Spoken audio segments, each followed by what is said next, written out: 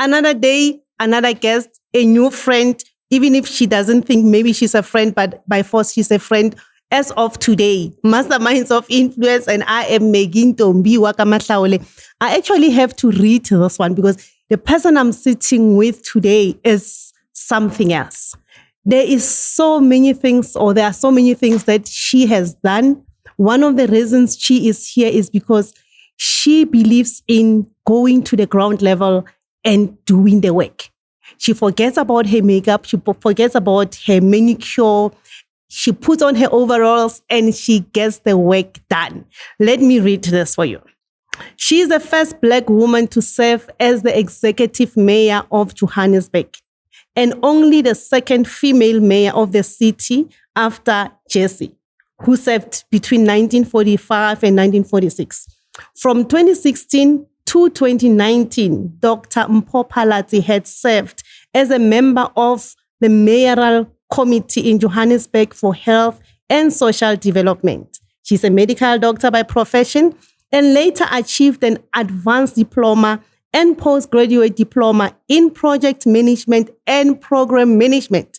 In 2011, she enrolled for a Master of Medicine at Wits University. And also she's a certified independent medical examiner with an American Board of Independent Medical Examiners. She's a wife, she's a mother, she's a daughter. Look, Masabuzana on top of that. I'm very excited and welcome to Masterminds of Influence. Thank you. Thank you so much for having me. I'm excited to be here. Yes. You know, a lot of people that I call, they ask me, what did I eat in 2018? They ask me what was my most favorite color in 1993. So basically, they asked me a lot of things. But with you, it has been so easy. It made me think of you now very differently. That you're not just an influencer. You're not just this educated person, but you are more human. You are an easy person. It's easy for you to understand people with a few minutes we've spent even before this podcast. It's as if I have known you for the longest time ever. Just so much about you. Yeah, I think a lot of people miss the point about serving humanity is that you reach a point where you belong to the people. And yes, we have lives, and I've gone back to medical practice now, and I work most days of the week, but my Wednesdays I'm not in theater. And so I can afford on Wednesdays to serve by connecting with different constituencies. And this is one such platform where I can connect with different constituencies. There are so many people out there who want to know who is Mpho, what is her story, what can I learn from her, how can her story help me to advance in life. And if I don't avail myself, there are so many women who are not achieving what they're called to achieve because I'm not availing myself. So I'm grateful for the time that I'm able to be here with you today. And I hope that I will continue to do that on various other platforms. Yes. And earlier on, we were talking about where we are coming from. And I'm from Hebron, Komatlapeng. For somebody who doesn't know Hebron, the name is actually a very sweet name. You would be thinking of some triple-story houses and all. But one thing about Hebron is that if you are a stiletto girl, you need to make sure you've got some slippers, some clappies, or take it in the car, because as soon as you get into Hebron, you are welcomed by lots and lots of stones and rocks, What a lovely place, though. So I lived there with my grandmother. I went to creche there. It's so lovely when you're staying with your grandmother. There's cousins. I'm an only child, so at home it was lonely. Child. Yes, but at my grandmother's, I had my cousin from this aunt and the other cousin from the other aunt, and the one cousin was going to creche with me, and the one uncle was walking us to creche. So it was a whole community, and there was such love and joy in the home. So those were some of my earliest fond memories. And which schools did you go to? So when I left Hebron, I went to stay with my parents, my mom and dad in Mabopane. And I went to Mpho Primary School. Mpho Primary School. Yes, believe it or not. I was there from grade 1 until standard 4. But it was not grade 1 then. It was sub A. Okay, yes, from sub A to Yes. standard 4, you Yes. know. And then I went to Tsogo. I don't know if you know Tsogo I know High Tsogo. School. It used to be the best in those Yes, days. And yes. with Mihakasi being the second in those Yes, years. you yes. know it. So we were the best school in Bophuthatswana. But very strict. So, the girls' so hair must strict. be this short. It was something else. You have no idea. I remember I was a flower girl at a wedding. Mhm. And for that weekend, they processed my hair because your hair was supposed to be natural. Yes, yes. So not true. only short, but it must not be Natural, processed. Yes. So they processed my hair for the weekend. No. They curled it and I looked so beautiful, you know, for the wedding. Yes. And then on Sunday, they cut my hair. They cut it so short, but you could still see. Yes. There's some chemicals, you know? yes. And I went to school on Monday morning. One of the teachers was actually my aunt, Lera Khadiak. Yes. She was responsible for uniform. Yo. You know? But But you know, I love the reason behind it. Yes. So Tsogo had all kinds of learners from different family backgrounds. yes. And the whole idea was that we must be the same at school. So you couldn't tell who is the daughter of a businessman or who's a child who had nothing to eat at home. So we had all kinds of people in our classroom and it was all about the work. It was never about what we look like, what we have. And I really value that. I learned a lot. And Tsogo has produced a lot of great, really great individuals. I mean, if you think about when I was in standard 5, I think JJ Tabani was deputy head boy. he's from Tsogo as well. He's also from Tsogo. Wow. His younger sister is actually my dad's oncologist. She became the first Black medical oncologist in South Africa. Sure. She was in my grade. Yes. So, and the list goes on. And by the way, Tsogo is in Makau. Bona, A we place had we don't want to stay in. pit latrines. You know? Yes, we had pit latrines. It was as rural as they come. But the excellence that came out of there, I learned a lot. I mean, if I look at just my public speaking, I started debate there. I was part of the debating team because I wasn't very sporty, so I never played netball. So when we would go to visit other schools, you know, we'd visit other schools and we'd have all types of sporting codes and we would compete. I was part of the debating team and I was always the last to debate. And they used to call you the one a crashang, you know. Little did they know they would prepare me for politics. Oh, yes. Because I learned there too. Because the one who speaks last, or at least then, I'm sure the rules have You have to changed say now. it. You have to listen to everyone. And you must be able to think quick on your feet and have your witty comebacks. And I still remember it was year before last, or was it last year? Our caucus had a year-end function. And they were giving out awards. And they gave me the award for witty comebacks. In council. Yes. And it was so funny because I learned it then, right then, standard 5, as part of the debating team in this village, rural village, Gobo Putatswana. Yes. So yeah, Tsogo was very memorable. It taught me a lot. There's a lot that I still share with my own kids that I don't see happening today. Yeah. Go Tsogo, we used to travel in school buses. Yes, I remember because my nieces went to Tsogo. Actually, Yes. they rejected me for standard 9 and I was so mad. It was a bit late. But it was yeah. it was late. They did say that it was late. I really wanted to go there. But nonetheless, I still went to Mihakasi. Which was another very good school. But when you got into that bus, everyone has a book open and they are studying. Yes. And it was a culture. So you couldn't get into the bus and start yapping or, the first thing you did when you sat down was open your bag, get a book and read. And after the second lunch break, we had a compulsory study period. Compulsory. Compulsory. Wow. And school would finish at 4:00. You would have studied in the morning, you've studied in the evening, in the afternoon. But we also had study groups. And we used to compete. So my friends and I, we used to rotate and visit each other in our homes on Saturdays. Our parents knew they're coming, you're cooking, there are 10 kids who are coming to study. Sure. And it was a big deal. The parents encouraged it and they cooked for us.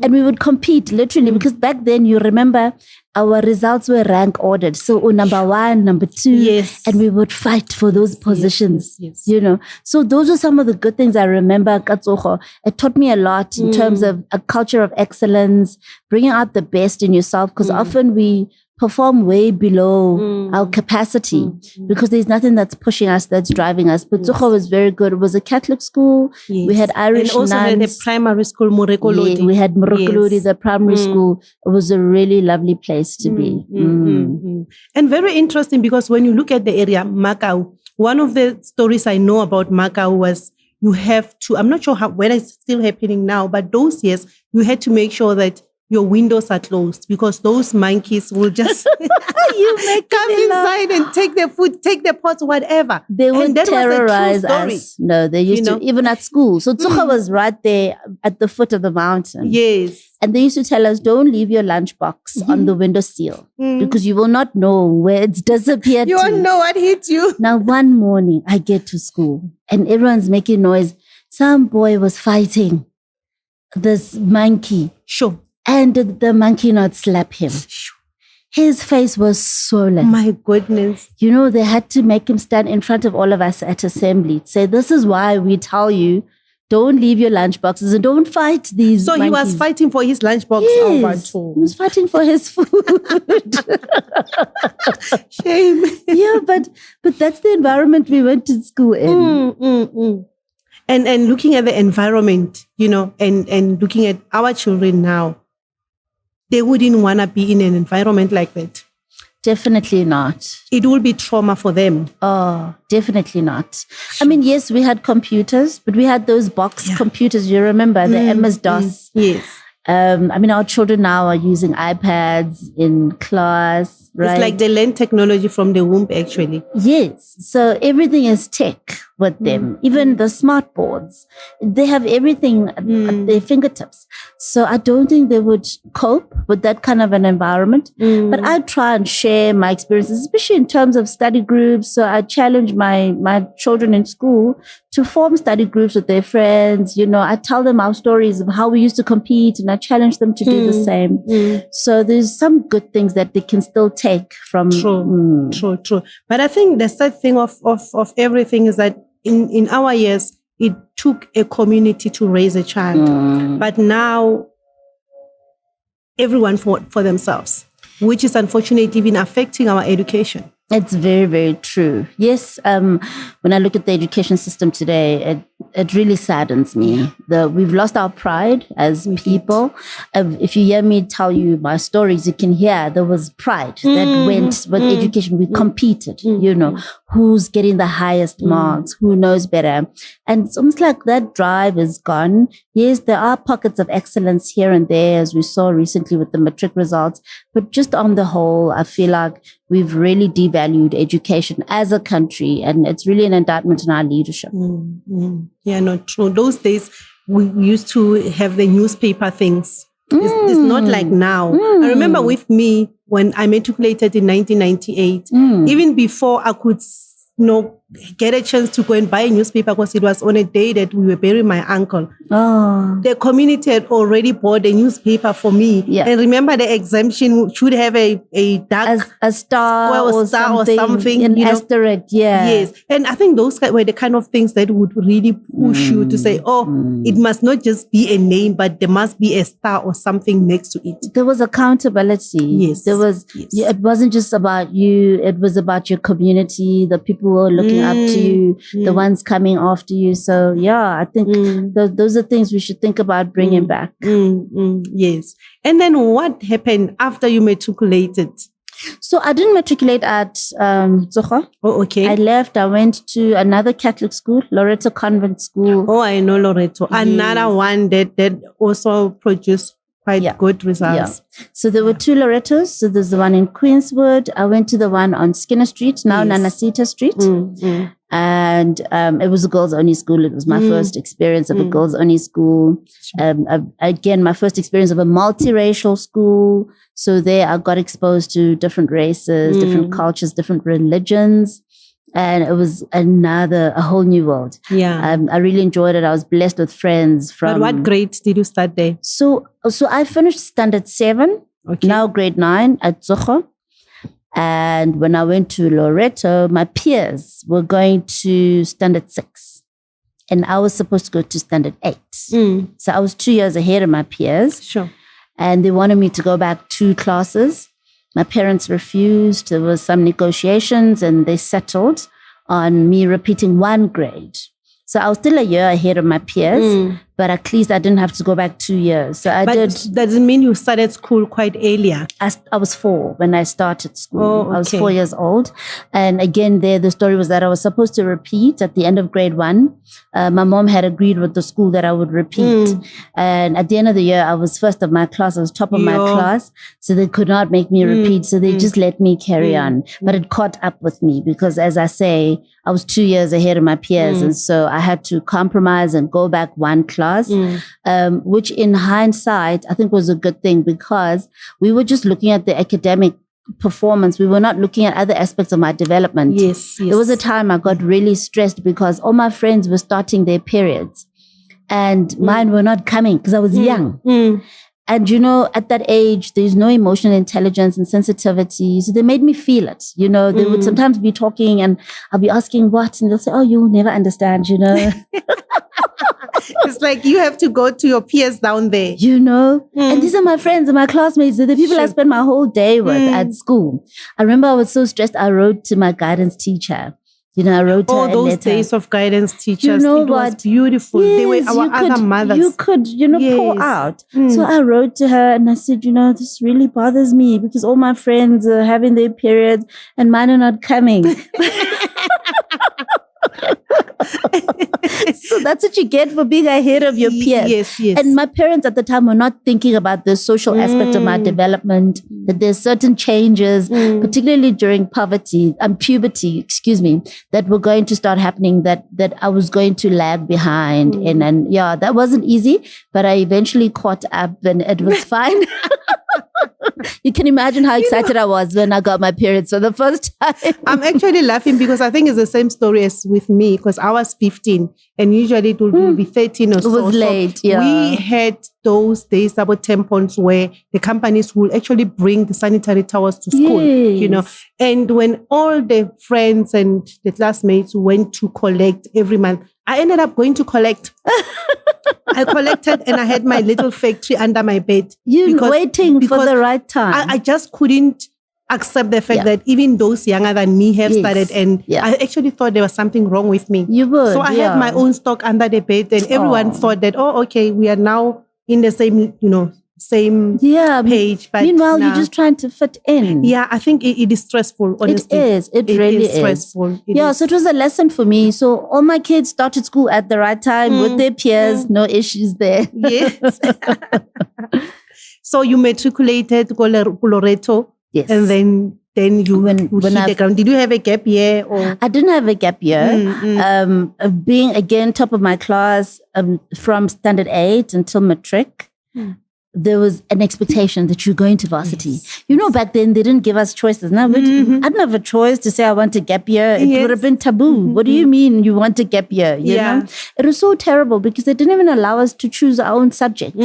If you were bright, automatically they choose for you, you must do maths and science. Yes. And while I appreciate that I could get into engineering, I could get into medicine, I regret that I didn't do history. Really? A huge regret.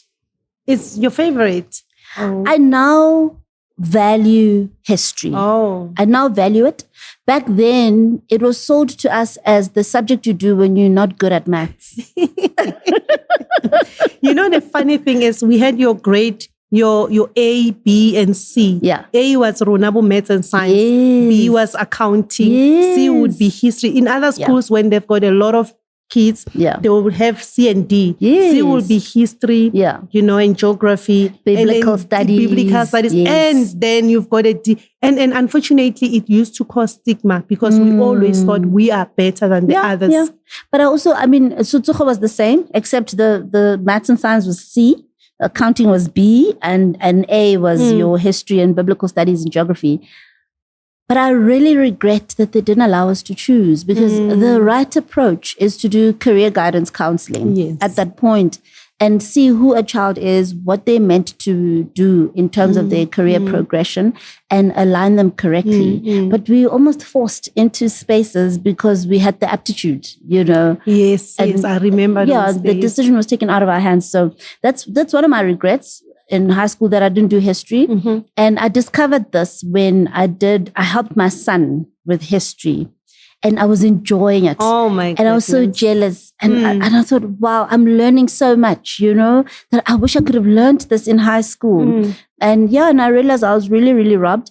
And subsequently, of course, when I went into politics as well, I realized how important history is when you start looking at geopolitics, and that you need to understand history from the times of the First World War and the different alliances and how forces moved around the globe and so on. And I just feel like I was robbed. But it's never too late. I always say, my son is in grade 12, and I always say to people now that this year I'm doing grade 12 because I'm walking this road with him. So even with you, take it as you are now having your opportunity to do history. True. But our history, I don't know how it is now, but the history then, I found it quite boring. It was traumatic for me, especially when we started speaking about Bushaka and Budingani. I would be really traumatized, but I did it until standard 7. So we did that, I think, in primary school. So in high school, we did the Reformation, we did the Renaissance. So our Tsogo years, my Tsogo years, that's the history I did, and it was beautiful because I learned a lot about art. We did the Michelangelos and Leonardo da Vinci and those kind of people. You were doing a modern history. Well, I went to Tsogo. We were doing a Bantu education history because this is what we were learning. I learned a lot. In the Reformation, of course, taught us about the evolution of the church, from the Catholic Church, the Protestant movement, how each one moved out, Martin Luther and so on. So that I enjoyed. And then when I got to standard 8, because that's where you choose subjects, isn't it? Yes. That's where I had to drop history. And not by choice. Not by choice. I mean, I was in a class of 5. My maths higher grade class, we were 5 in that class. 5. Oh, those days, higher grade and standard grade. With us, they actually didn't separate. It was all the maths and science. And then you chose. And quite funny because we did the same math. But then when it comes now to your trial and your final exam for matric, now you chose. The teacher actually had to choose who has to be on the performance, higher grade and the standard grade. No, our classes were separate. So we were taught separately. I mean, we had fun in maths class, but I feel like, and today I feel the learners today can do a lot more subjects. We didn't have that choice. If I had that choice, I would have done history. I would have done French. That's my other regret. So when I went to Tsogo, when I left Tsogo to go to Loreto, the standard 6s had started French in standard 6. So the standard 7 year, which is the year I joined, was their second year of French. So I was told, sorry, it's too late for you. You've missed the whole year, so you can't join the class. So I had to do typing because it was either you're in French class or you're in typing class. But that I don't regret because I got, for my matric, 60 words per minute. I got a distinction for my typing. So I still use the skill because typing is a skill we use every day, right? So that I value. But again, I feel like it shouldn't have been a choice between typing and French because both are important, especially when you go on a global stage. You'll find that you need foreign languages like French more. So I wish I had done it in school, but it's fine. We survive. You survived, and here you are today. So you went to medical schools directly from high school? No, I did not. So in my standard 9 year, that's when we started looking at career choices. And I always tell the story of Mrs. Tammer, my guidance teacher, the same one I wrote that letter to. Yes. So she was the guidance teacher for the entire high school. And she was from a very wealthy home. Her husband was in business, doing very well. She was very spoiled, and we all knew it. And we were girls, and we liked things. And she was the kind of person who'd get I remember the one time she got an Uno, a car for Mother's Day. Wow. Yes. Oh, and Uno used to be this nice thing. And that was like her little toy because she would drive to school in your Mercs and your Jaguars. And we thought, this woman is living large. So when we started talking careers, I asked her, what does your husband do? And she said, my husband is a chemical engineer. And I said, ma'am, that's the one I want. You actually wanted the wealth there. Yes. Not the career. Yes, I wanted the money. I wanted the life. Yes. I wanted her life. Interesting, because a lot of people actually, that's how careers were chosen. I see it a lot, and I made a huge mistake. I'm not an engineer. Yes. Not at all. Because when I dropped out, so I went to Wits, so she helped me and we applied and I got a bursary with SAPI and I got accepted at Wits University and I started doing my engineering studies. And now the shock to my system came when I did vacation work for the first time. Yes. You had to go and work for your company, your sponsor, during school holidays. So I went to Springs to work and they gave me blue overalls. They gave me a hard hat. They gave me safety shoes. They threw me into the effluent plant in a park home office by myself. Not even one person with me. And I hated my work life. I was like, if this is what I'll be doing for the rest of my life, no, thank you. This is not me. I'm not doing this. And so I finished my first year. And at the end of my first year, I had a bit of a challenge. I got chicken pox, got kicked out of res around exam time. So, and I had to write in isolation and so on. So I didn't even know if I'd make it to come back the next year. But I just made it. I came back. And now the second year was more intense because the first year was more generic. So I was it was called PBS. It was a bridging course where they threw all engineering students that had bursaries into one class. And you were exposed to different engineering types. So we did everything. I learned a lot about engines and how cars ran. I loved that. Yes. Yeah, I really enjoyed it. And we did aeronautics, we did industrial engineering. So you did a bit of everything. So for that year, mining engineering. So a lot of your mining engineers that you see in industries today were my classmates, right? Oh, yeah, okay. At least from the class of 95. Let me give you an example. So there's been an announcement by Sasol of their new president. Yes, that will be starting soon, I think in 2 months or so. He was in my class, in that same class. He didn't run away like he did. No, he didn't. So there were a few of us who deviated. And now I've gone back to medical practice, as you know. So one of the guys who also moved to medicine is actually with me in Rustenburg. He's an obstetrician and gynecologist. Yeah, he's doing really well. And we're still in touch with a lot of our colleagues. And, you know, we still encourage each other and we network and so on together. So I think there's about 4 of us that deviated. One went into advertising, also doing amazing things. Mahlaule is his name. Nomfundo went, I think, into HR. We did amazing things when I was MMC. Her company, we partnered with my portfolio and we brought a clinic to the Metro Center and we made prosthetics. Oh. Yeah, for people who've been waiting for prosthetics, couldn't afford them. And it was through that contact from that engineering class of 1995 where Nomfundo is now a senior exec for this insurance company. And we thought, let's do something beautiful together. And it's wonderful. It's such a supportive group of people. And, you know, and they're always saying, when I was going through a lot in politics, they would reach out and they would say, how do we help you? How do we support you? You know, they just wanted to be there for me. And yeah, so it was really a blessing to have that be community. In that space. Amazing. Yeah. Amazing. And I think sometimes in life, we think we have taken wrong choices. But Romans 8:28 says all things work together for good. Absolutely. You look back, you realize, okay, I think I was not supposed to be in that group, but that very same group, God will utilize some of those people actually to pave way for you where you're going. Absolutely, absolutely. Yeah, I mean, I've met a lot of my classmates. Professor Mateta was serving on the JRA board when I was MMC, you know, and so on. So it's really been amazing to see how everyone has flourished in their different spaces. But certainly in my second year, when we focus more on chemical engineering, I realized more that this is not me. I got very frustrated. Reached out to my parents around June and I said, I don't think I want to do this anymore. I don't have the strength to even study for my exams. I don't have any motivation. And but were they understanding? No, they weren't. It was very difficult for them. It's normal. And you remember I spoke about when I was a bridesmaid. So Yes. the lady who was the bride was a social worker, and she was a family friend. So we contacted her, and she spoke to me and she said, look, write your exams. Think about it over the holidays. And if you change your mind, at least you would have written, you know. I had no motivation to study. I didn't want to do this. So I wrote my exams and I came back. But when I came back, I knew for sure that this was not my life. I made a wrong choice. And I then emphasized to my parents that I really can't continue with this.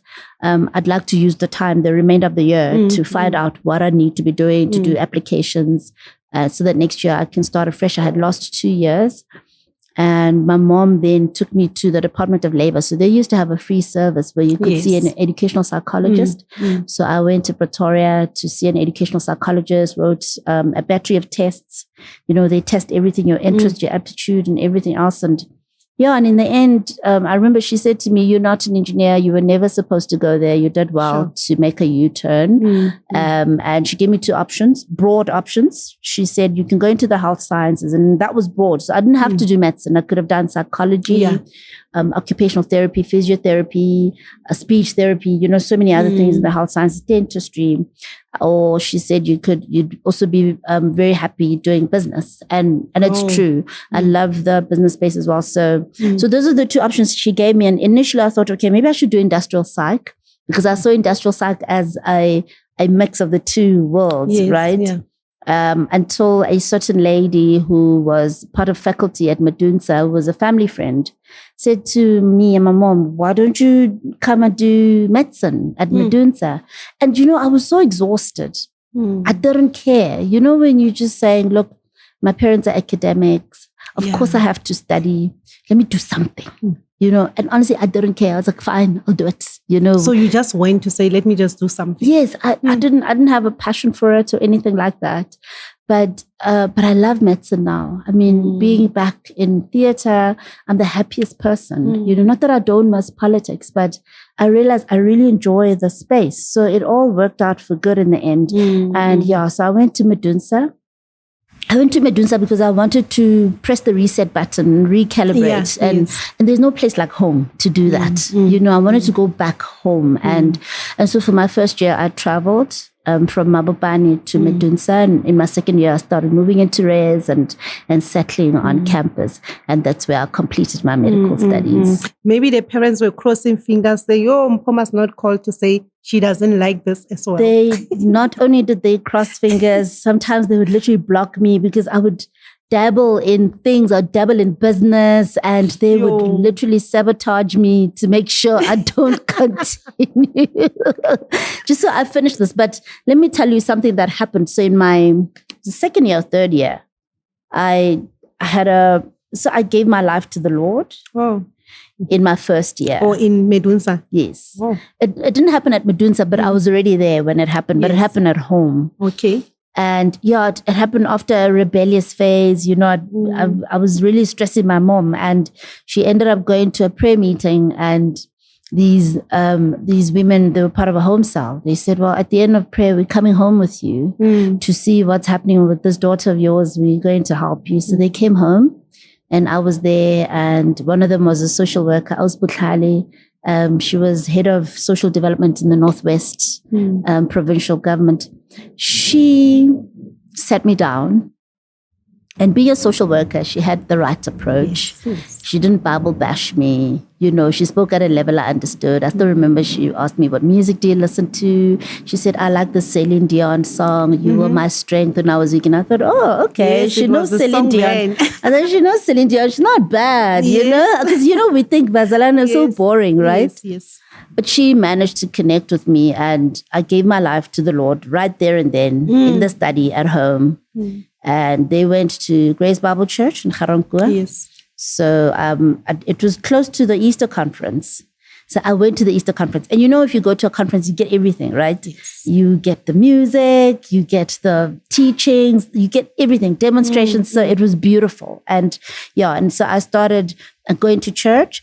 But I'd say I had my encounter and my personal walk 2 years later. But when that happened, I didn't have the right mentorship. Sure. And I started having encounters and they scared me. I didn't understand what was happening. Things would happen to me that nobody prepared me for. And I got carried away and I was curious. I wanted more. And slowly I detached from school. Yeah. So I lost another 2 years. Sure. So were you detaching from school? Now, basically, you pursuing and your curiosity, your focus now is on this new life that you are in the spirituality. I'm in love with Jesus. I want to preach the gospel. I want to go into Africa and preach. The fire of that first love. Sure. And my parents were frustrated because remember, I lost 2 years already in engineering. And now this, And okay, so in the first year, I was part of this church and I used to drive to varsity, right? So I'd drive to varsity and I would literally sit in my car, not go to my lectures, listen to worship, read the word. I was hungry. Read the word the whole day. And then I'd drive home. And at the end of the year, I managed to pass because there were things you could pass from self-study, but there were things you couldn't. So there were 2 subjects I couldn't pass because I had to have been in my lectures. I had to have been consistent, and it was microbiology and pharmacology. I remember in my 3rd year. So I failed for the first time in my life. Sure. That must have been like some biggest shock for your parents. It was. Especially. It really was. But I felt like, no, but I'm doing something worthy. When you're so convinced that you're on the right path, but you don't have mentorship. Because had I had the right mentorship, I would have had balance. I would have understood what was happening to me. And I would have understood how to work with it, even while doing my studies, right? I didn't have that. And so 2nd year came when I'm supposed to repeat. That was worse. I didn't even show up. I'm going deeper. Hey, evangelist, those days, evangelist. Yes, that was me. So I was picking people up from campus on Sundays, taking them to church. I was that girl. I wonder your parents' prayers. I wonder what is it that they were saying to God. They brought pastors to the house. They were screaming fire in my ear. We introduced Christ, man. There's some demon that doing got into deliverance, And I would say, no, they don't understand, at the time you think they don't get it, So you're introducing now a new or different kind of a stress. Yes. Yeah, it was a lot for my parents. I mean, they disowned me financially. So, but my dad stopped my debit order for my allowance. They told our helper at home not to do anything for me. They said, we're only going to give you food and shelter. You must clean your own room, do your own laundry. And my car broke down.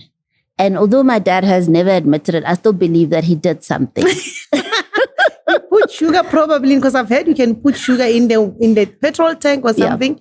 He did something. My car broke down. They didn't fix it. So now I'm walking, And my parents were and you didn't mind. No, they said to me, you say you want to be a missionary. Let's see. They said, let's see how it's going to work out for you. And then towards the end of the 2nd year, I think, it started to sink in. Actually, the real turning point. Before then, yes, I would meet people along the streets and they'd say, hey, you go finish what you started, random people. So it was starting to come to me that something is not right. You need to go back. You need to finish your studies. And then I had a mentor, finally. And this mentor invited me to go to a boot camp for a week at a prophetic school by a lady called Anita Giovannoni. In Pretoria. So I attended her spring school for a week and we were staying in and it was very intense teachings. But here's what was interesting is I met a lot of anointed people, right? Because it was the anointing that was driving me crazy. I met a lot of anointed people who were engineers, accountants, lawyers, running their own companies, doing great things in the marketplace. And I remember how betrayed I felt. When you feel like, why didn't they tell me? They gave you half the story. Yes, I was like, why didn't they tell me that the anointing works in the marketplace as well? Yes. You know? And what was worse is that I had become part of a youth group where a lot of us had dropped out. So so we were all betraying each other. We were all deceiving and misleading each other. But, we were doing amazing work ministry-wise. We were going to schools. We were preaching, praying for kids who found themselves in the occult and so on. And, and God is faithful. He would show up. And so we felt, no, we're on the right track, Yeah. Yes. Until that boot camp. That boot camp changed my life. But not only that I received a prophetic word at the end of that week. And the prophetic word put me in the marketplace. And I remember Anita's words. It was so actually wild. And I got to see Anita a few years ago after I had served as MMC Health and Social Development. And I was speaking at a Company of Prophets event where Anita is part of the founding group for the Company of Prophets.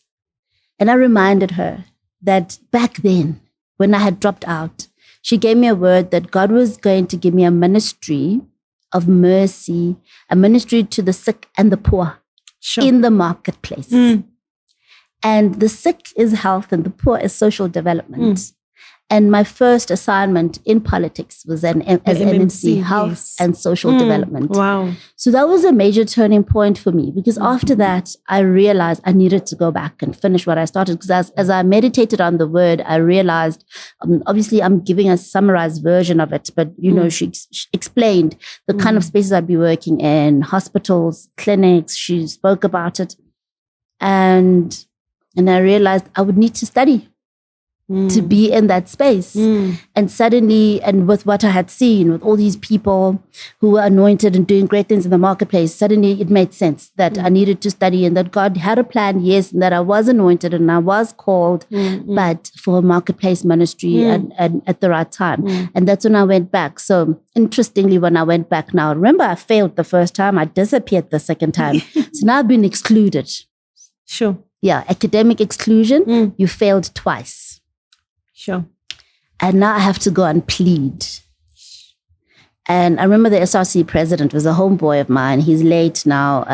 Great young man who possibly would have been the president of Azapo had he lived on. Melvin Tsule was his name. Mpho was his other name. And I went to Mpho. He was SRC president. And I told him my story. I said, Mpho, this is what I've been busy with the last 2 years. Eish, the Lord caught me. I said, I want to come back. Please, can you appeal for me? And, they would have meetings. They would look at all the cases of all the students who have been excluded. And he had to plead my case and I was allowed to come back. Wow. So I went back. I did those 2 subjects for the 3rd time. And passed this time. And then I went on to do my 4th, 5th, and final year.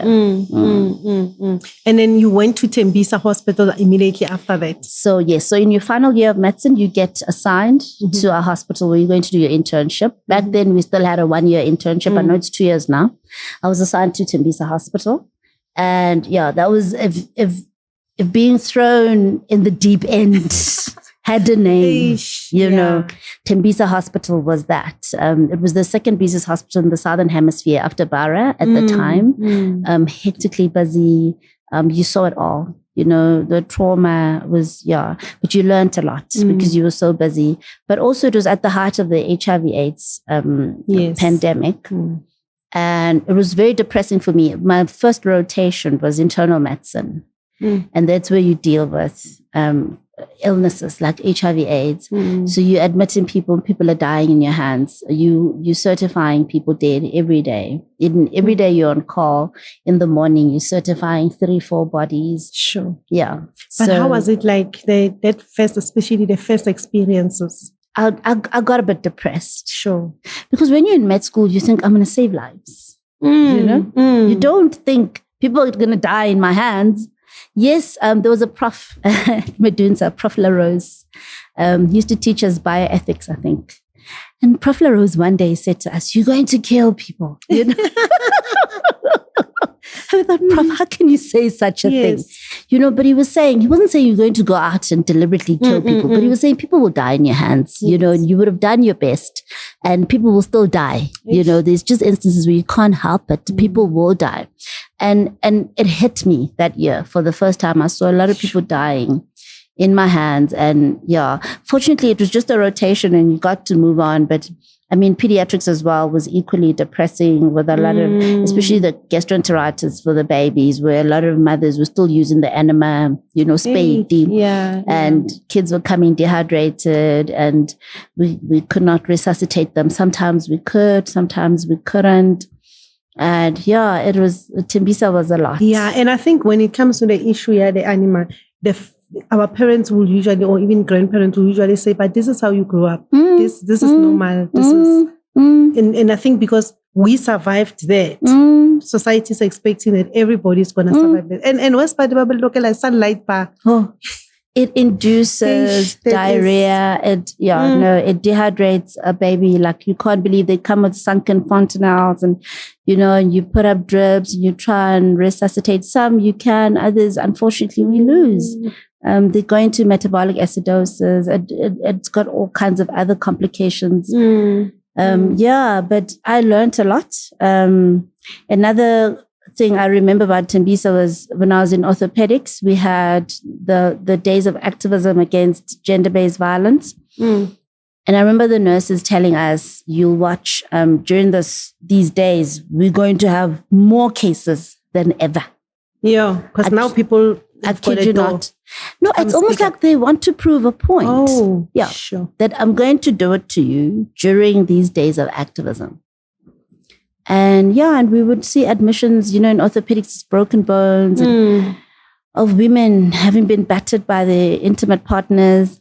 And you see them coming with parcels of KFC, you know, coming to say sorry so they can drop cases if they've opened cases. It was so sad. It was, and I think that influenced me to later on go into sexual assault care practice, where sexual assault care practice. Yeah, where I worked a lot with cases of sexual assault and gender-based violence and intimate partner violence a lot. So how did you do it? Was it through an NGO? Or? No. So after my internship, let me go back a bit. Then I went to Tembisa, to Jubilee Hospital in Hammarskraal. Yes. There I did my community service. It was a different setting, very rural. You serviced not only the hospital, but you also serviced clinics in nearby rural communities. So you'd go all the way up to Rachterslot, Makapanstad, Gomgom, you know, to service those clinics. But I loved that rotation. It was really great because you got out of the hospital, or, you know, onto a van and off you go. Onto a van? Yeah, because the roads were bad. There were no tarred roads. So and you go. And that was my community service year. Again, it was just 1 year. At the end of that year, I still wasn't sure what I wanted to do. I didn't know if I wanted to specialize. I wasn't sure I wanted to specialize because I was really raring to go into business. So I wanted to do an MBA possibly. But a door then opened for me to go and work as a locum in the mines. Oh. Yeah, so I then went to work for Anglo Platinum. Initially, it was a 2-week contract as a locum. 2 weeks? Yeah. I thought, let me go try something different. And from 2 weeks, I ended up staying 8 months. So you just loved it there? I really enjoyed it. I did very well. During the 2008 recession, I was doing well. I was getting paid well. I didn't experience the recession. You know, the mine really took care of us. And I left for 2 reasons. One, I saw it as a comfort zone. So I felt like if I don't leave, I'll never grow because they really take care of you. So they give you accommodation. Sometimes you stay in like a hotel type place. You know, the mine is paying for.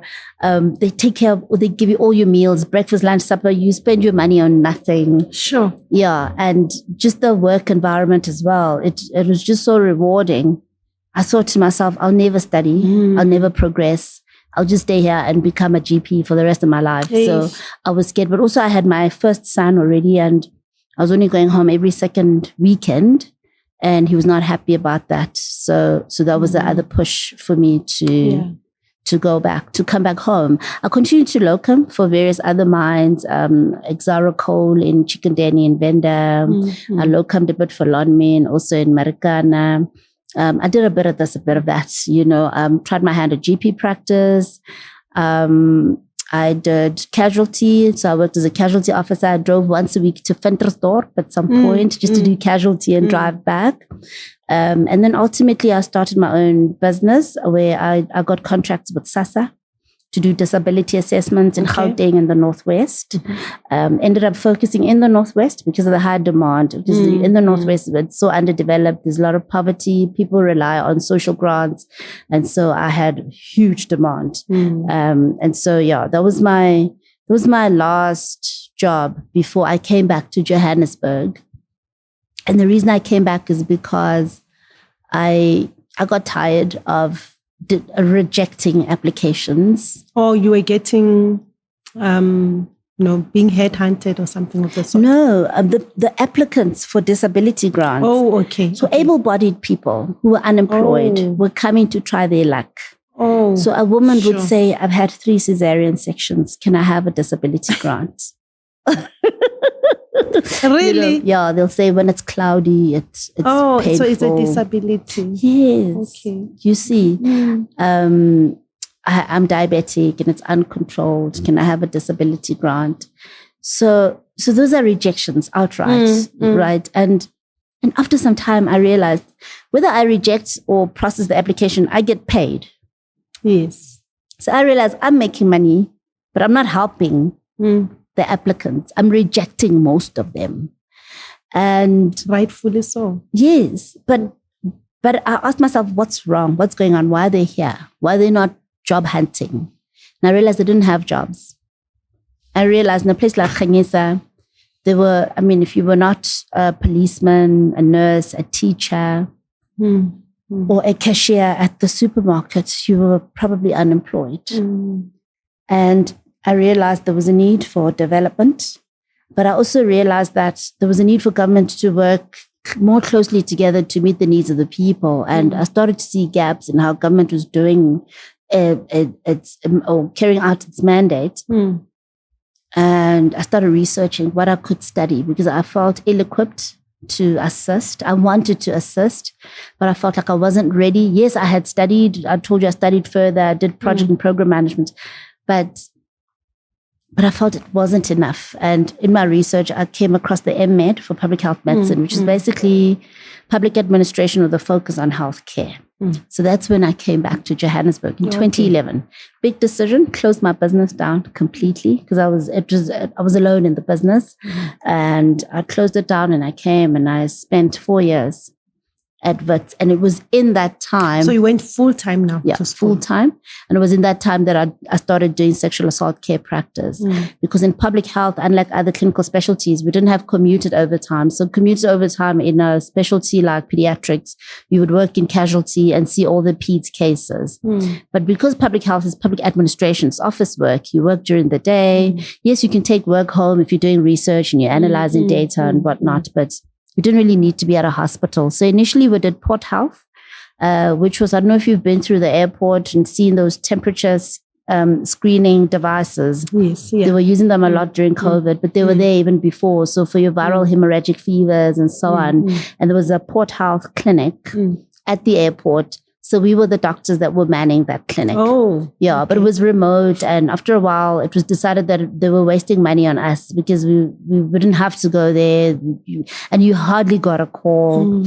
And so they did away with our commuted overtime. And we had to now hustle. And we'd been away from clinical practice for so long. So a door opened for us to go into medical legal work. And that's when I started doing sexual assault care practice and doing gender-based violence cases. Wow, you have been around. Sure.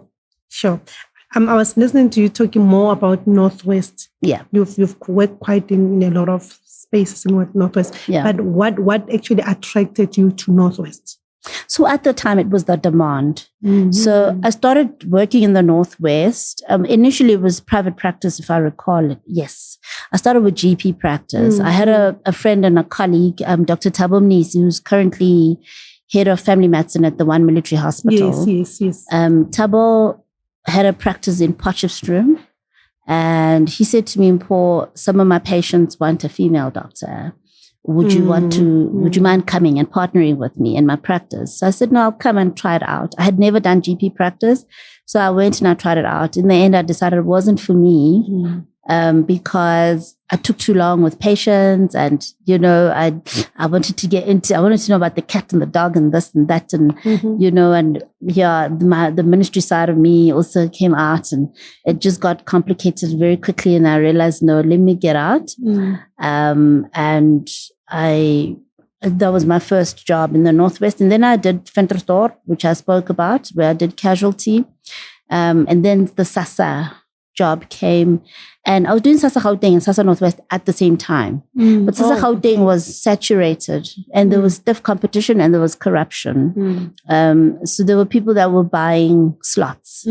So you could be a service provider and wait weeks without being called to service an office. They buy slots, more like you have to be first in the line or something like that. So each SASA office needs, it operates on service providers, which is doctors, right, who come through certain they process applications basically for disability grants. And because we were so many, there were some who were colluding with staff. So staff booked the doctors, and the bookings were erratic. You could see that, but I later confirmed that such things were happening, because certain people would get booked all the time and others are not getting booked and so on. Whereas in the Northwest, there was virtually no service provider. Nobody wanted to go there because it was rural, it was remote. And I decided I'm going, because I wanted stability, and I also wanted the income. So I went, and I would leave home on a Monday, 4 a.m. Sure. To arrive in Khanyesa around 10 o'clock. And I'll find my queue waiting for me. And I'll work through the queue. And when I finish, I'll sleep at a guest house in Khanyesa, wake up, go to Morokweng. And I would then knock off in Morokweng, go to a guest house or a hotel in Balmaranstad. Same drill. My last office was Fochville, so I used to come home on a Friday after seeing my Fochville office. And I did that until I moved to Joburg to study full time. I think maybe it was also a break as well, from all this hecticness, because even driving on its own it was literally, when I came in 2011 to Johannesburg, it was the first time that I'd had full-time employment since my community service year. Because I'd been doing locums here, locums there, a bit of this, a bit of that, nothing really. So for 4 years, I was in one place. Yes, we had rotations. My first rotation was Chris Hani Baragwanath Hospital, where I did my health systems management module. And then I moved to the National Institute for Occupational Health, then the National Institute for Communicable Diseases. So we moved like that. But it was still the same job. And there was a sense of stability. I lived in the same place. I woke up in the same house. And, for the first time, I had a sense of stability. Yes. And then, so after the 4 years, where did you go? So after that, then I went to Alexandra. Oh, yes.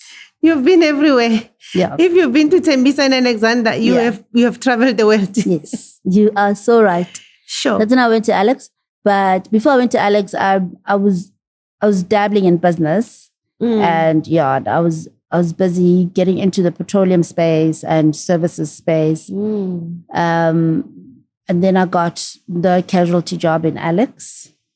I also got a medical legal job in Springs at Far East Rand Hospital at the same time. So the good thing about doing sessions is you can work in different places at the same time. So I only did Alex 5 days a month, and I did 5 days a month in Springs.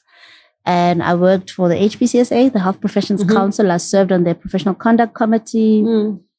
And towards the end, just before my political stint started, I got appointed by the by the compensation commissioner to be a medical advisor. Oh, okay. Yeah.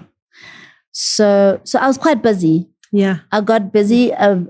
And I remember I did some research work as well. Geez, yes. And I participated in a World Bank study on TB in mining, which I project managed. We partnered with Dartmouth College, which is an Ivy League university in the US.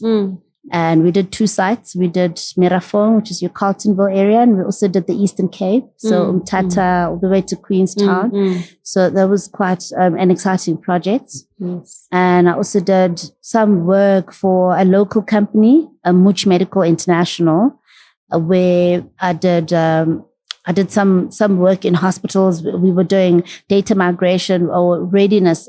Actually, we were assessing the state of readiness to migrate from paper-based records to electronic records. Okay. Yeah, and so we did a few hospitals. So it was more like you're piloting. Yeah. But then were you involved with other NGOs as well? Our project managed that. It's mostly NGO space also. Yeah, it was a private company. Much Medical was a private company, so I project managed that. Yeah, that project on their behalf. So I was doing a bit of consulting work, you know, and trying out a lot of different things, because you don't always know as a doctor. And you know, I've been listening to a lot of talk about unemployed doctors lately. Yeah. And there's work I've done that I've not even mentioned. That's not conventional hospital clinic work, which I feel like a lot of our doctors are not exposed to. Right. I mean, for instance, the SASA work that I did, or other disability consulting that I did, where I remember for a company in Pretoria where I did a consolidation of their reports from various specialists into one report that would go to the Road Accident Fund. That type of work, a lot of doctors aren't looking at. So the work I'm talking about for the Compensation Commissioner as a medical advisor, the work for the Health Professions Council. So there's so many different things you can do just as a GP, not even as a specialist. Yes. And including the NDOH, there's quite a lot of space also as there. There's a lot. So it saddens me to hear that so many doctors are sitting at home unemployed and not exploring all these other spaces. Yeah, so there's been quite a lot. I think you can actually write a book about your not just the experience, but your involvement in health. You know, you have moved, you know, a lot. So how did the political space now find you? So I'm gonna mix it a bit with the spiritual, because it's a big part of my journey. But I choose when to talk about it and when I think the audience will get it. And sometimes I just leave it out of the conversation. So I think I can share a bit about a friend of mine who was a parliamentarian at the time, and he needed to make a crucial decision in his career. And I took prophetess Janet Brand to his house to go and pray with him and you know, and minister prophetically to him. And it was beautiful. We had a lovely time with him and his wife. And as we were driving out, the prophetess looks at me and she says, "I need to see you," you know? I'm thinking, what's going on? I mean, I brought you to see my friend. Now, why do you want to see me? And we scheduled a coffee. I remember we went to Mug and Bean Woodmead. And we're sitting and we're chatting. And out of the blue, she says to me that God wants to use you in politics. This is now 2015 September. And she says, "I see that there's an office that will open up for you in 2016 in the upcoming local government elections." That time, I'm not a member of any political party. I'm not politically active. I come from a family of non-politicians. My parents were educators, they're academics. I'm not seeing how... You're not even dreaming of it. No, I'm not seeing how this thing is going to happen, you know. And I parked it. You know, when you just take a word and you shelve it, and you're like, okay, we'll see. And you carry on with your life and you carry on making your plans. So I started making plans to go back to business. I got office space at Marble Towers here in town, and I was going to set up my disability practice because I had done my Road Accident Fund diploma now, and I wanted to do Road Accident Fund work, no longer SASA, you know. And I was seeing this big business now opening up for me. And I also wanted to go into the NGO space in Alex. I had a heart for the youth in Alexandria, so I wanted to start an NGO for them. So those were my plans. Your plans. My plans. And I'm ignoring this word. I've shelved it and I've parked it and I'm making my plans. Also, you'll recall that I missed being in business. I missed the money. I missed the lifestyle, because I had to sacrifice that to go and study. So a part of me also was raring to just go back and earn a decent living and live a decent life. Yes. So then Alex happened. Alexandra happened to me.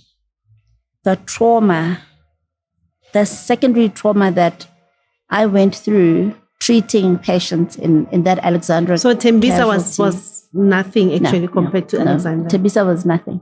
Sure. And Alex was not even a hospital. It was a community health center. It's a clinic, a big clinic with a casualty and a midwife obstetric unit. But did I not cry? I cried the whole week. I cried until I started saying, God, what's going on? And this is after how many years of actually completing your studies in medicine?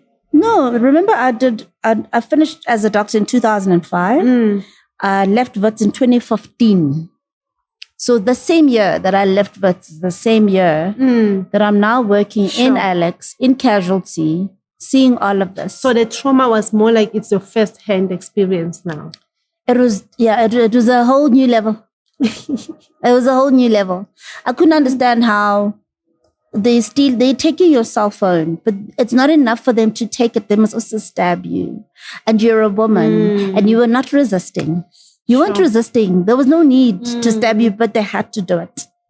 Or you got into a motor vehicle accident, a minor one with the Avanzas. They use Avanzas for taxis. You get into a minor collision with an Avanza. I tell people now, just drive off, just leave. Forget about asking for statements or asking to go to the police station. I saw many people get stabbed just for saying, can we go to the police station? Or can I get your details? Sure. You get stabbed. It was a lot of kids. I saw a kid with trauma coming to casualty, a small kid saying, my friend did this to me. And I would ask, but what did you do? What happened? What led to this? And the kid says, nothing. I'm like, no, you must have done something. Something must have happened. And the kid says, nothing. And the father says, listen to the child. He's telling you nothing led to this. The attack it just happened. Something else. Unprovoked. So there was a culture of violence. There was, it was at another level. At another level. I think when I wrote the message to Heinrich, my friend who was then in Parliament, there was a patient that apparently had either stabbed or shot people. I don't remember now, but I still have the message. And the police had brought him to casualty because he had been attacked by the community. And he was fighting the police and they were dragging him. He looked like they're dragging an animal.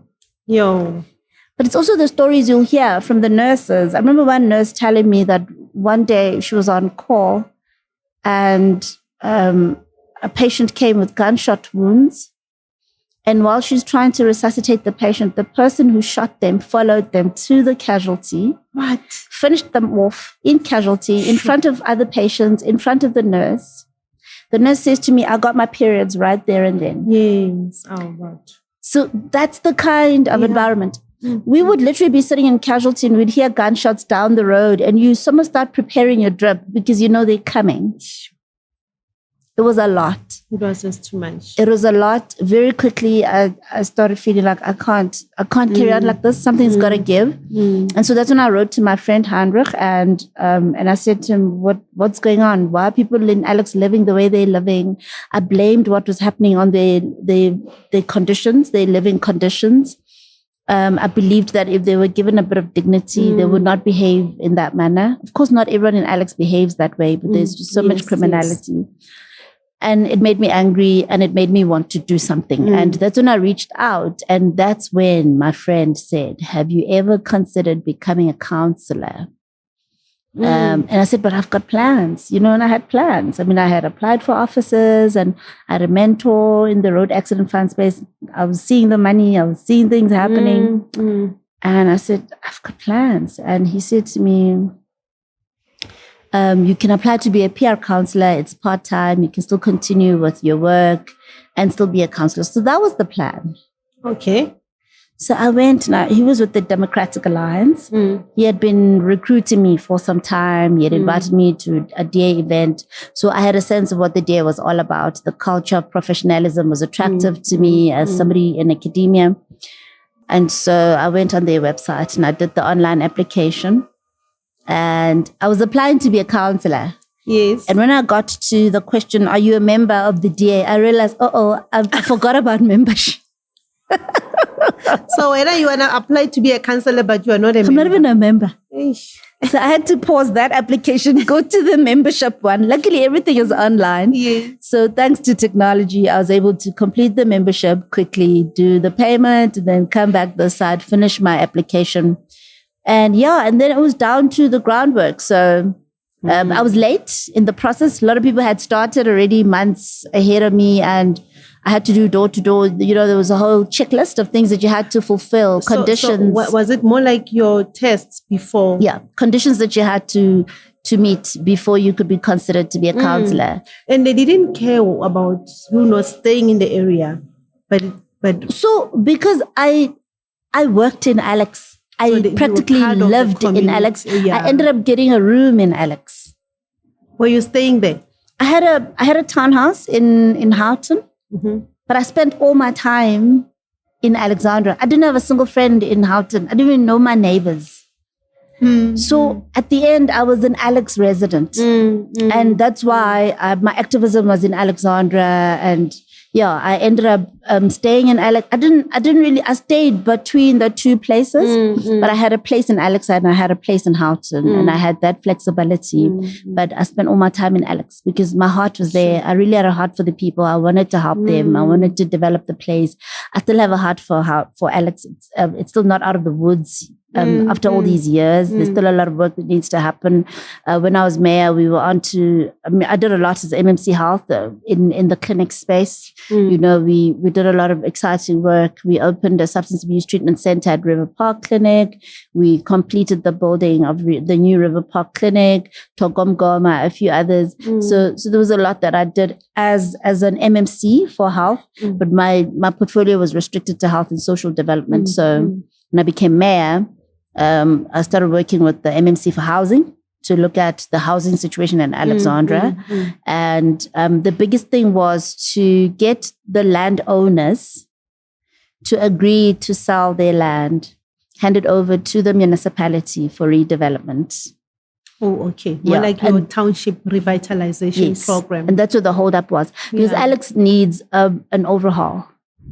Yeah, because it's not just housing, it's it's water, sewage, it's electricity, it's just everything. So, but there are people that own land, and that's where the issue was that the MMC then, MMC Mabaso, was working on. And I was hoping that by the end of our term, we would have made some headway. Unfortunately, it didn't work out that way. But we did set aside some budget to refurbish the hostels, the Helen Joseph Women's Hostel, Madala Hostel. So we started with those, but ultimately we wanted to redevelop the whole area.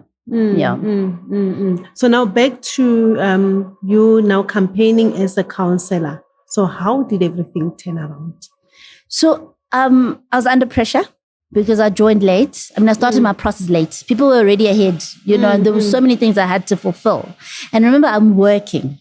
So I'd go to work and knock off, start my daughter. That's why I ended up getting accommodation in Alex because it just made sense. And so I would do. I had a helper, somebody who was a senior activist in the area that showed me the ropes, took me to households, and helped me. It was again traumatic. The one memorable story during that time was a young boy. I think he was in grade 11, and I was doing door-to-door campaigning, and I was trying to talk to him about his future, as I always do with young people. So I'm passionate about youth. And I said to him, what do you want to do when you finish school? And he said, what's the point of dreaming? Sure. Yeah. He says, what if I get shot tomorrow? How do I know I'm even going to finish school? And I realized just the state of young people in Alex, that they really lived in that reality that I could be shot tomorrow. What's the point? And even if I'm not shot, so what if I want to be a doctor? How am I going to get there? How will I achieve it? How will I get into varsity? Who's going to pay for it? So that really grabbed me. And so I did my bit, went through the DA internal processes. You have to do a series of interviews and that. And then you get rank ordered on a list. And then you have to campaign hard to make sure your number gets in. So if you're number 71 and there's only 70 seats for the DA, you're out. Yeah. And I can't remember my ranking, but it was a good position. But we still had to push hard. And so we worked very hard. And I was pregnant then with my last born. Sure. Yeah, I remember. With all this door-to-doors while you're pregnant also. Yes. Yeah, I named her Alexandra actually as her third name. Oh. Yeah, because she was with me throughout my Alexandra phase. She was in my belly. Yes. And so she's 7 today, and she's cool. Oh, it's her birthday today. No. Oh, okay. It's her birthday in August. Oh, all right. Yeah, she was born 2 weeks before I became an MC. Or 2 weeks before I became a counselor. Yes. Oh, so you eventually became a counselor? Yes. So I became a counselor. So I went through those processes, and we went to elections. And when the results came out, my number was in. We got enough votes, enough seats in council. And so I became a counselor. Our mayoral candidate was Herman Mashaba at the time. Yes. He was still with the DA, and he became the mayor. And one day we were told, so we were going through induction. When you become a councillor, Salga comes and does an induction for like a week. And we were going through that, and we were told on a particular day that Herman would announce his mayoral committee. And I remember I went to work as per usual, wearing my comfortable clothes for classes the whole day, not knowing that at the end of his list at number 10 for MMC Health and Social Development, he would call out my name. Wow. Yeah. No preparation whatsoever. And we're walking now from Metro Center to Joburg Theatre where the press conference was happening. And there was a lot of excitement. It was the first time that the city was not in the hands of the ANC. So it was a big story. We were called Mashaba's A-Team. Oh, yes. And everybody was looking to us to see what we could give, what we could offer. And so there was a lot of media attention. And I remember on that walk, our regional chairperson at the time, Kumara Mudefo, saying to me, by the way, this is a full-time job, so you can't do anything else. And it hit me right there and then that everything that I was busy building, everything I was busy with, I had to let go of. And yet again, my life changed drastically. I had to sit down, I had to do the math and say, can I make this work? Can I live on the salary? Can I take care of my kids on the salary? And it was a huge sacrifice, but I made it work. I made it work. And so I was an MMC for 3 years. Okay. 3 of the 5 years of that term of office until Herman resigned. Herman gave us a month's notice. Sure. Yeah. Gave us a month's notice.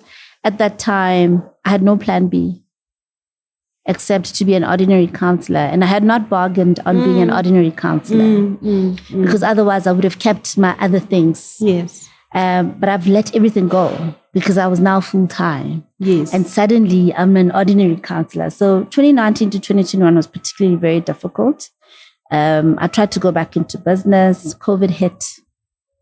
It was difficult to start anything during those lockdowns. And so, 2021 came. I put my hand up to be mayoral candidate for my party. Again, following a prophetic word that I got in 2019. Again, another far-fetched word. I didn't see how it would happen. In fact, at the time I got it, we were still in office. Things were fine. Herman was there. I saw us finishing the term. I didn't know he was going to resign. But God knows things before. God knows the future. And I remember I was so unbelieving when I heard it. I literally said to him, you're going to have to confirm this one. And he gave me confirmation. But again, I just parked it because it just didn't make sense. Yeah. It was far-fetched. It was too big. We were fine. Government was running beautifully. And it was, after Herman resigned, I kind of, in fact, everybody thought I would follow him because of our level of closeness while I was MMC and he was mayor and our good working relationship.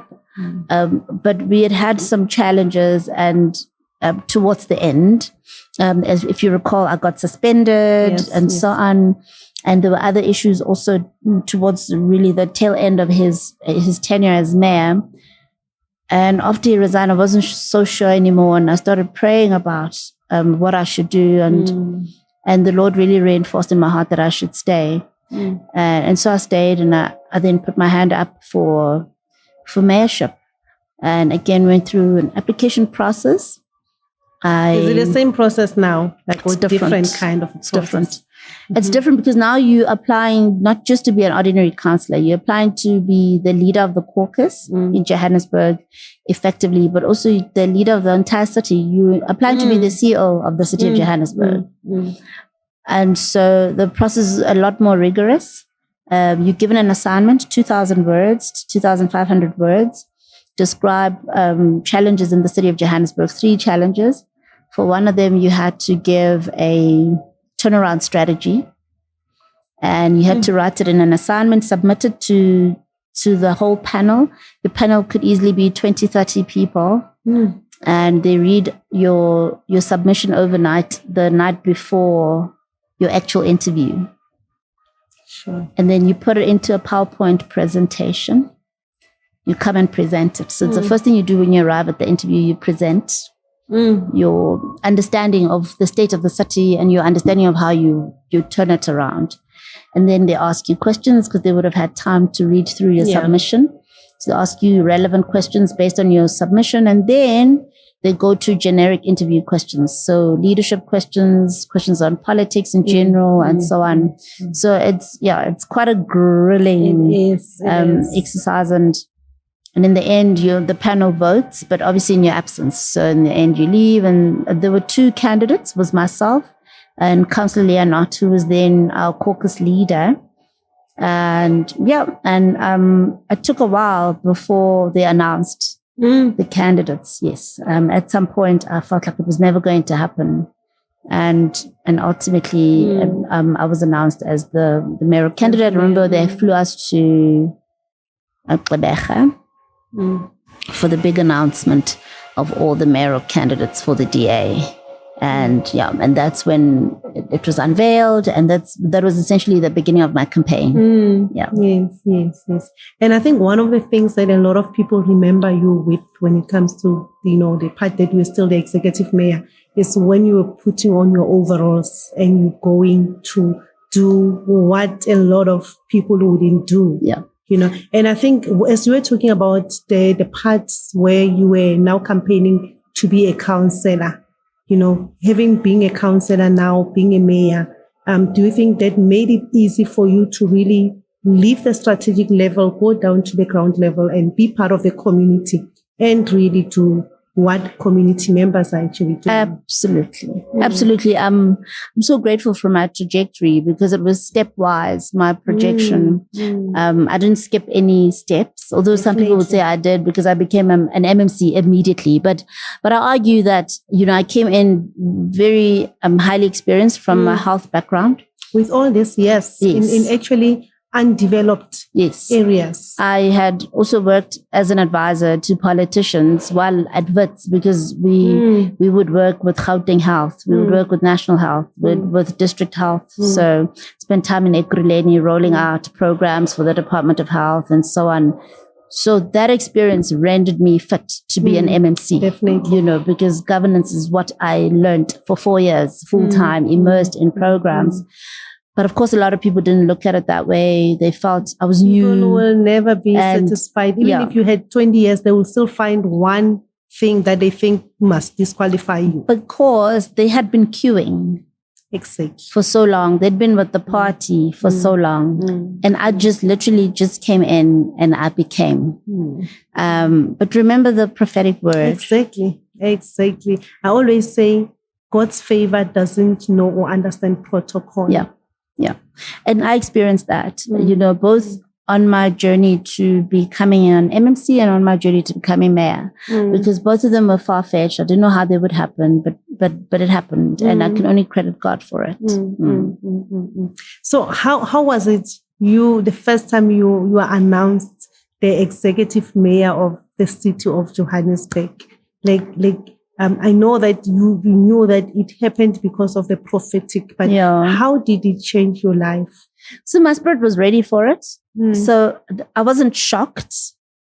If you watch my interviews after the announcement, I was very calm. It was like I knew it was going to happen, but I didn't know it was going to happen. Yes. And I always tell the story of my little girl in the morning as I was getting ready, making me change into black clothes and saying, what you're wearing, a mayor doesn't dress like that. Yeah. Oh, these girls we give birth to. Yes.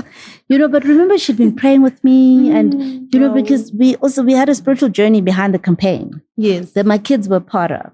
And, and she had such faith that each day when I'd get home from the campaign, she would ask me, are you mayor yet? Wow. Yes. And while I was mayor, she would remind you, we prayed for you to be mayor, How old was she then? She's 7 now. So she was in 4 or 5. Yeah. Wow. But she's something else. Till today, she's for me, she's a sign and a wonder. Yes, yes. So she's the one you named Alexandra, right? Yes, Kuma. Yeah, she was with me during my Alex phase, and and so funny. So we drive to the venue, Brixton Community Hall, multi-purpose center. That's where we were having this council meeting to elect the mayor, the speaker, the chief whip, and for a swearing in of all the councillors. And because I'd been MMC before, I was friends with a lot of the VIP protection officers, and I used to play around with them a lot. So I see them in their cars. They parked, but their cars don't have principals because they don't know who's going to be the mayor, the speaker, the chief whip. They're waiting for whoever comes out as those positions, right? And I'm joking with them and I'm saying, hey, is it a boy or a girl? What does it look like? Because it was myself and 2 males initially. So it was myself, the late Mpho Phalatse, who was then the then incumbent mayor before elections. And then it was Herman Mashaba, who was part of our block and wanted to come back as mayor. I remember that part. But Action SA did not have the highest number of seats. And the DA was saying, but we have the highest number of seats, so the mayor must come from our party. So there was that deadlock. And that's why we went into that meeting without a coalition. And so I knew that we were going to field 3 candidates. I knew it was going to be myself and Mpho Phalatse and Herman. What I didn't know is that Herman was going to withdraw and that they were going to support my candidature. What I also didn't know is that the EFF was going to support my candidature. But we started seeing the pattern. Those ones loved you. They really liked you. But it happened in other municipalities as well. So we started seeing it during the day where the EFF was voting DA mayors into position in various municipalities. And it was a pattern. And I remember when we went for our lunch break, Helen said to me, Helen Zelle had come to support our caucus that day. And she said to me, do you have an acceptance speech ready? And I didn't even have a speech. I did not because I had 26% of the vote. I needed 50% plus 1 to be voted mayor. I didn't have coalition partners. I didn't expect that Action SA would vote for me. I didn't expect the EFF would vote for me. I didn't see how this thing was going to happen. Prophetic word. And so I didn't have a speech. So Helen says to me, I think you better start writing one. So right there and then I start with my laptop, putting together an acceptance speech. And fortunately, it took a while before the announcement, the election of mayor, which was very late at night. It must have been around 10 p.m. when it happened. Yeah. And then it happened. And it was surreal. It was like I knew it, but I wasn't sure. It didn't look like it would happen, but my spirit knew. And the night before, another pivotal night for me was, so I pray a lot on my own. I pray with my kids. I pray a lot at home, right? And And I was struggling to pray. And I think it was just the weight of the moment. And it felt like I wanted to birth something, but I can't push this baby out.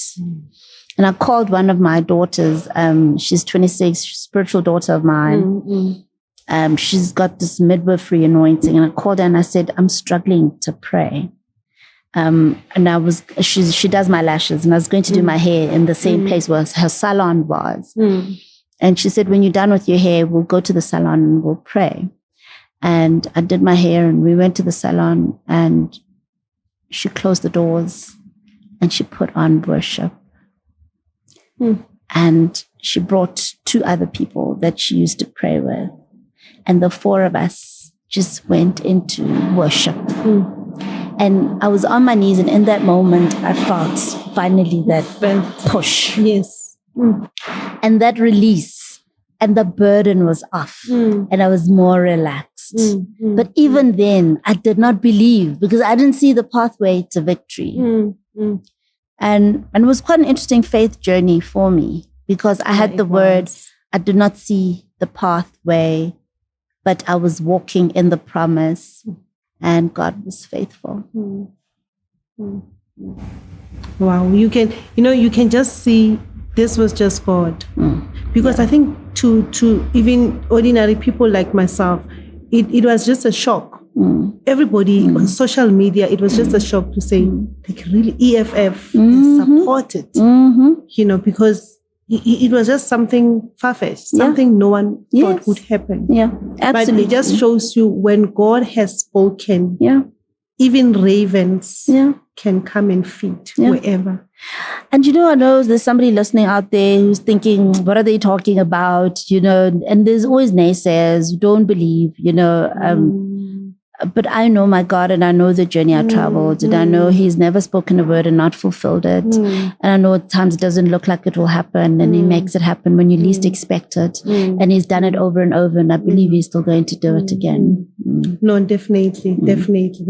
But is there any plan to go back into politics?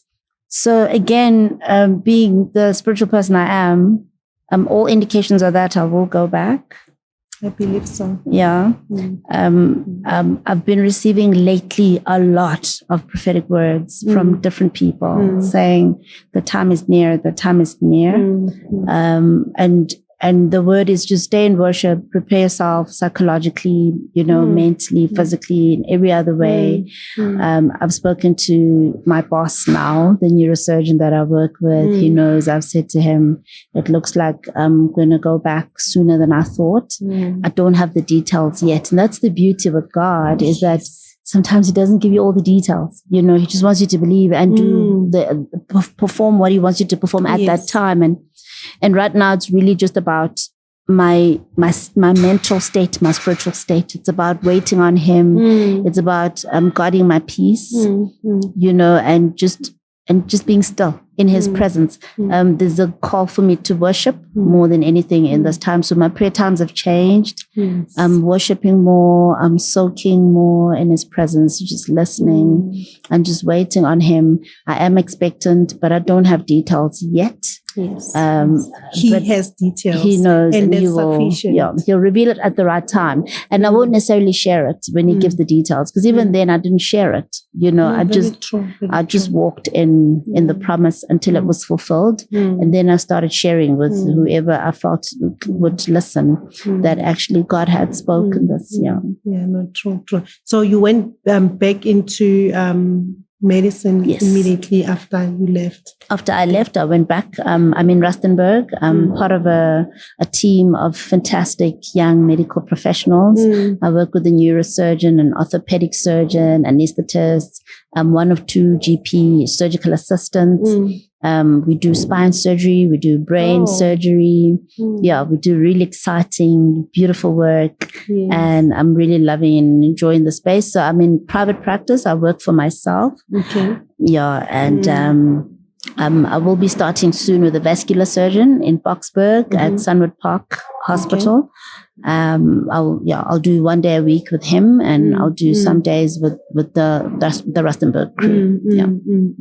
And any plans of mentorship to young people? Because as you're speaking, you've done a lot as a young person, and I believe now as an adult, you can easily relate to the frustrations. Some of us, we've tried a lot of courses before you could actually find your space. And I think you can also relate to that, Is there any maybe plans or thoughts of really, having your own space where you are talking to these young people? So I do a lot of work with young people. Oh, okay. I speak a lot. I speak to youth groups. I speak in churches, to young people, to women. But I am planning to expand to probably an online space at the right time. Yes. I just need to work out a few things. I was transitioning and stabilizing in a almost new career that I had left for 7 years. So I needed to focus, but there is a demand. People do ask, even on social media, people do ask, and I do see the need, and at the right time, I will set something up, but, I do what I can now. I spoke about my spiritual daughter. How she became my daughter is she first approached me. She used to do my lashes, and she asked me to mentor her. And she's now my daughter, literally. She's my person. She's my girl. She's family to me, to my kids, and we just have an amazing bond. So there are young people that I've mentored and that I continue to mentor at different levels. I also did coaching, corporate coaching. Okay. During the lockdown, I registered with within a global institute for organizational coaching, and I started coaching. So I've done a bit of coaching for young people as well, with great results. So I do what I can, with the time that I have, but there are ways to expand it and make it broader. Excuse me, the influence, and I am looking at doing that. Yes. And then ministry, that fire from the beginning, where obviously you had to find balance. But where are you now, like in terms of the ministry? Because you've been talking about, how you got your first encounter. And obviously, usually with your first encounter, it really sets a pace towards the road that you travel. Yeah, it's been difficult. It was difficult for me to find my balance. I remember there were times when I was at Wits, I would drive to Charlotte Matlake, I'd park, and I would sit in the car and I would cry.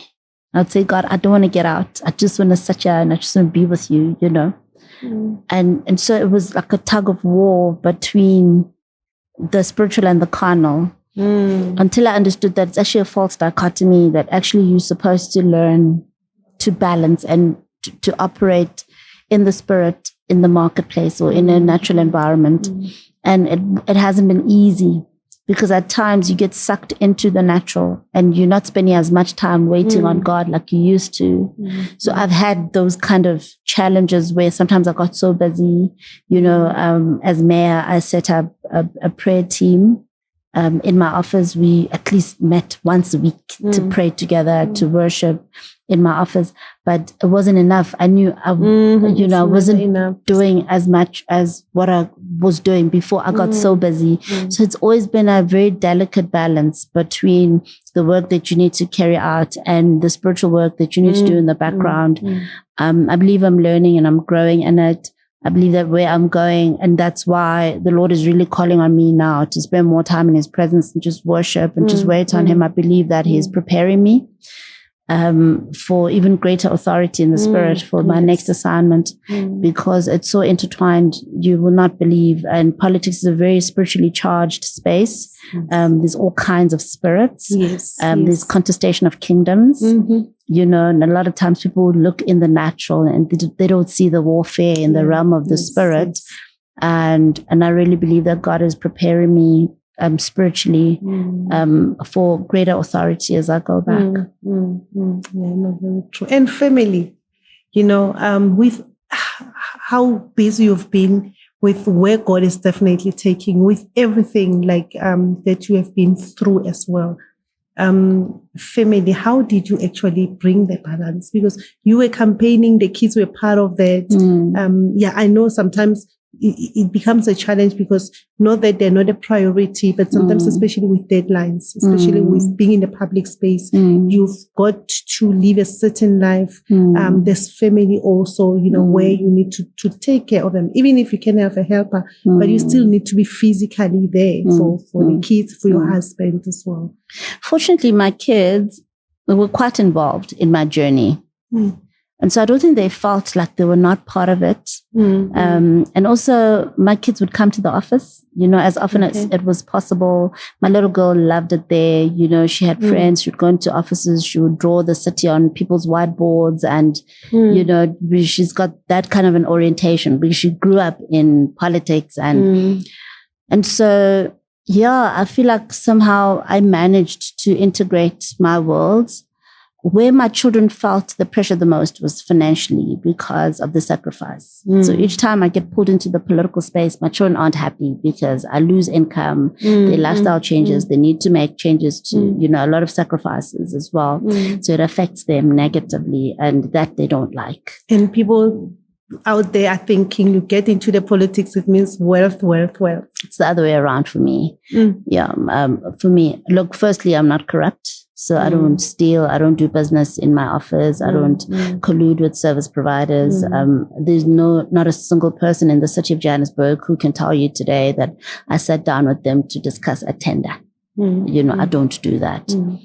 So the only thing I got was my salary, which was already below my income earning capacity. So that's the sacrifice, where my children know my mom could earn this much more, but she's earning so much less, and we have to learn to live within that. So that's been the toughest. And my eldest felt it the most because he's been with me the longest. He was with me when I was in business before I even came to Johannesburg. And he was an only child even then. So he's been through times when I had lots of money. And then suddenly I said, the Lord's calling me to go back to school. And I had to close down my business. He went through that. And when I finished, I was about to start my business again. And suddenly, I'm going into politics. He went through that, and it got tough for him. I think last year he was seeing a therapist. How old is he? He's 20 now. He was seeing someone just to help him make sense of the roller coaster and how it's affected him personally. And we have had some tough conversations. I've said to him, do you want me to quit? And he said to me, but we've already given up so much. You might as well see it through, at least let's make the sacrifice count. He seems like your cheerleader, your number one fan. They are, but at the same time, sometimes they cringe when I say I'm going back to policies. They're like, oh, poverty again. How about too? So, shame. And I always ask them whenever I hear, the Lord is leading in a certain direction, I'm like, guys, it looks like God is leading me back into that space. They're like, oh no. Like, do I have your support? Okay. Like, what can we do? Of course, we won't say no, but we're not excited because, wow, poverty. So that's been, I'd say, the hardest for my kids. But in terms of my availability, I've really tried to integrate the two worlds. And there's a lot, that you get to do as a public rep. There's a lot of events where you can bring your children.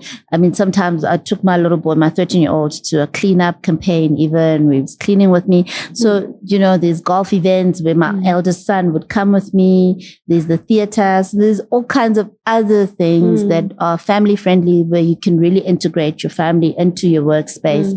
And I really tried to do that as much as possible. And it helps. But then you being in the public space, how has it affected them? When they go to school now, other kids are saying, oh, your mother is now the executive mayor, because it can be good, it can also be bad, I'm blessed with strange kids. My kids are strange. I'm really blessed. They're very blasé. It doesn't go to their head at all. Even the negative publicity doesn't affect them.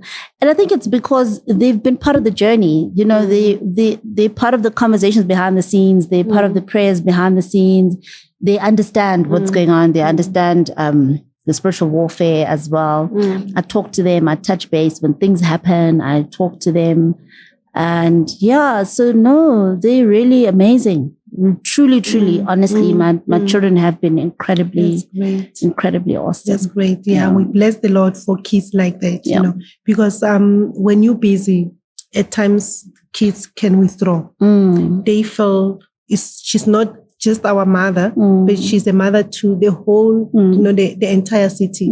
At times they can actually be jealous, especially when you are in the public space and you've got, you know, you're home, but you are not home. You know, earlier on you were telling me about your book reading habits with your husband. So is it something that you're doing? It's more like your bonding time? So my husband is an academic through and through. He loves to read. He loves his books. Doesn't go anywhere without his books. He's just enrolled for his PhD now in politics. Okay. Yeah, he has masters in education. And one of the things he said, in fact, when he was proposing, this is part of his value proposition. He actually said to me, and I've always considered myself a reader. I have a Kindle library. It's on my gadget. I have my books in my phone. I can open any book anytime. I have a culture of reading. I had a library at home. At home, we had a study with proper library shelves and books. I had my parents' high school books, and I wasn't allowed to sell books. And so books were a big thing at home. Okay. And every December holidays, Mom would take me to buy books to read during the holidays because I'd be done with my school books. So there's always been a culture of reading. Yeah. I've always considered myself a reader, but when I met my husband, he felt I don't read enough, and I thought, and you thought you were at the top of your game. I thought, are you crazy? So he made a pledge, and he said to me, "I'm going to make sure that you read more than you're currently reading." And I said, "What time?" What time? I said, "I'm so busy." And he started counting presidents that he knows. And he started saying, so-and-so read so many books when they were president, and so-and-so read so many books. And I thought, oh, but you're going to stress me, you. And so, yeah, and the first gift he bought me was a book on nation building. And yeah, and so that's the culture. That's the culture he brings into the relationship, into the family.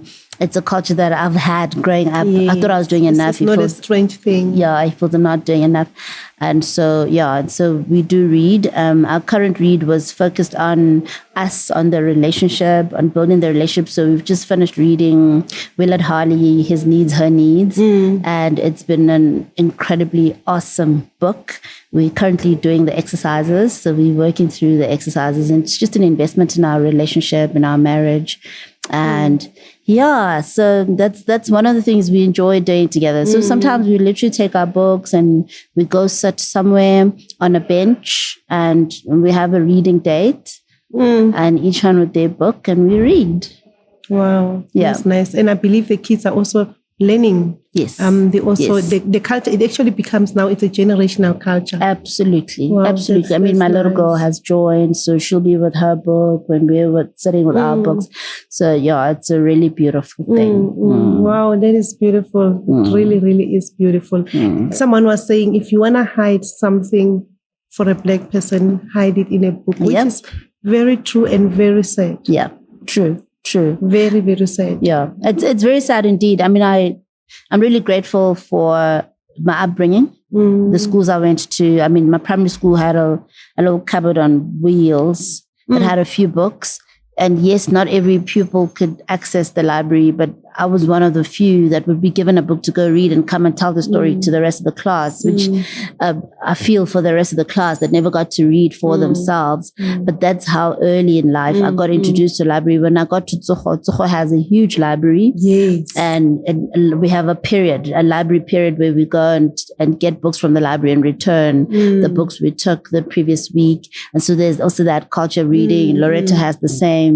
So at home we had a library. So I'm really grateful that reading has always been such a big part of my life, and having academics as parents, also, their attitude towards books.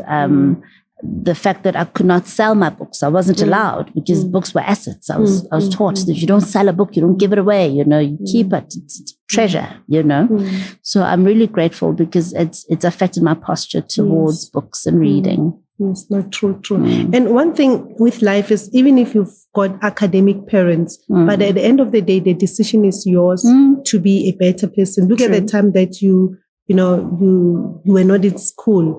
You were busy with a lot, with your first love and all, but you had to make a decision, even if they had prayed for you, even if they had called whoever to come and speak to you, or even, have cut you off their lives for good.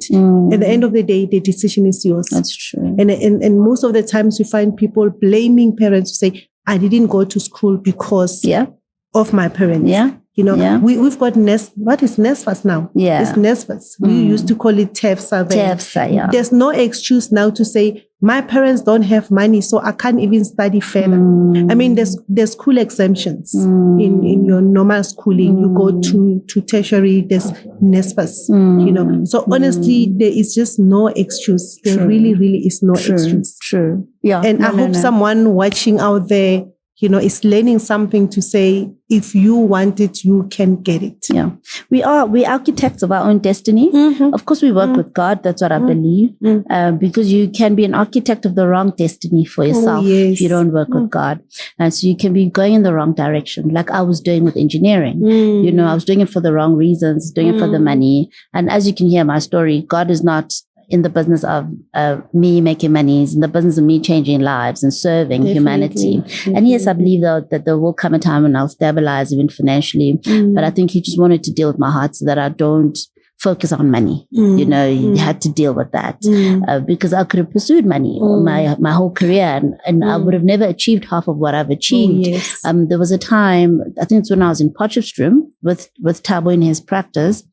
Was a GP, very busy GP in Ikageng in the township that was selling his practice. He was going back to school to specialize. And we'd spoken to him and he was keen to sell it to me. I'd spoken to the bank and they were keen to finance me to acquire the practice. But where would I be today? I would have made a lot of money, but I would still be a GP in Ikageng. I wouldn't have achieved half of what I've achieved. And so I'm grateful for those decisions, at those different intersections where I had to make a choice. Do I continue my business or do I obey and go to school, even though I don't understand why at this time? And then 4 years later, you are announced in MMC and you're like, oh, no wonder I had to do this. This was preparation. And another 5 years later, you announced a mayor, and you're like, okay, that's why I had to let go of the business. So I really believe God has dealt with my heart where money is concerned, and that, yes, at times he will allow me to enjoy, but at times he will pull me away again and expect me to trust him to provide, for my basic needs. And that's been the journey. So my advice to everyone is, one, know your purpose, know who you are, what you were born to do. Once you've discovered that, start working on preparing yourself to walk in your purpose. Look at what you need. Do you need an education? Do you need to take a course? Do you need mentorship? Do you need to be part of an incubation program? Do what you have to prepare yourself to walk in your purpose. And at the right time, God will call you into your assignment. And when he does, be faithful, even when it doesn't make sense, even when it feels like you're losing. Trust me, he knows best. Trust him and follow his leading. And you will be glad in the end. When you look back, it will all make sense and you'll be better for it.